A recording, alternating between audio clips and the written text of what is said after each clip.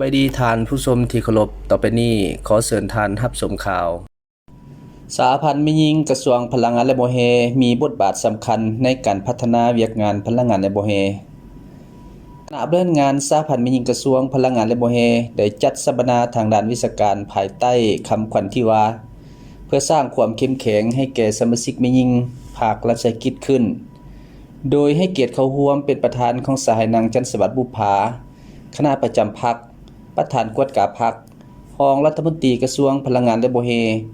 สหายนางเส้งเดือนวงอินกรรมการคณะพรรคกระทรวงกรรมการคณะบริหารศูนย์กลางสหพันธ์แม่หญิงลาวประธานคณะบริหารสหพันธ์แม่หญิงกระทรวงพลังงานและบ่แฮมีคณะพรรคคณะอำนวยการบรรดาวิสาหกิจอ้อมข้างกระทรวงองค์การจัดตั้งภาคีสาวหนุ่มและกรรมบาลพร้อมด้วยเอ้ยน้องแม่หญิงอ้อมข้างกระทรวงเข้าร่วม200สหาย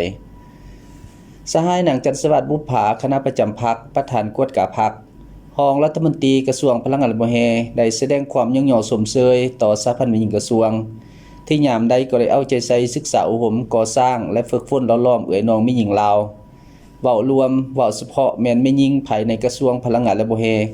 ให้มีคุณธาตุการเมืองมีคุณสมบัติศีลธรรมปฏิบัติมีความรู้ความสามารถเพื่อประกอบส่วนเข้าในการปกปักรักษาและสร้างสาพัฒนาประเทศชาติเว้ารวมว่าเฉพาะต่อการจัดตั้งปฏิบัติแผนพัฒนาเวียกงานพลังงานและบ่แฮให้เติบใหญ่เข้มแข็งและบรรลุตามคาดหมายที่วางไว้พร้อมกันนี้สหายคณะประจำพรรคประธานกวดกาพรรคกระทรวงยังได้เรียกร้องให้เอ้อน้องแม่หญิงจงเอาใจใส่แลกเปลี่ยนบทเรียนร่วมกันในงานสัมมนาครั้งนี้เพื่อเป็นการยกระดับขีดความสามารถของเอ้อน้องแม่หญิงให้นับสูงขึ้นสามารถตอบสนองได้ความมีความต้องการของหน้าที่การเมืองในระยะใหม่จากนั้นกองประชุมก็ได้รับฟังการนำเสนอบทเรียนและประสบการณ์การเคลื่อนไหวเวียกงานของเอ้ยน้องแม่หญิงที่สังกัดอยู่บรรดาราชกิจอ้อมข้างกระทรวงพร้อมทั้งแลกเปลี่ยนบทเรียนและทัศนะที่มีลักษณะวิทยาศาสตร์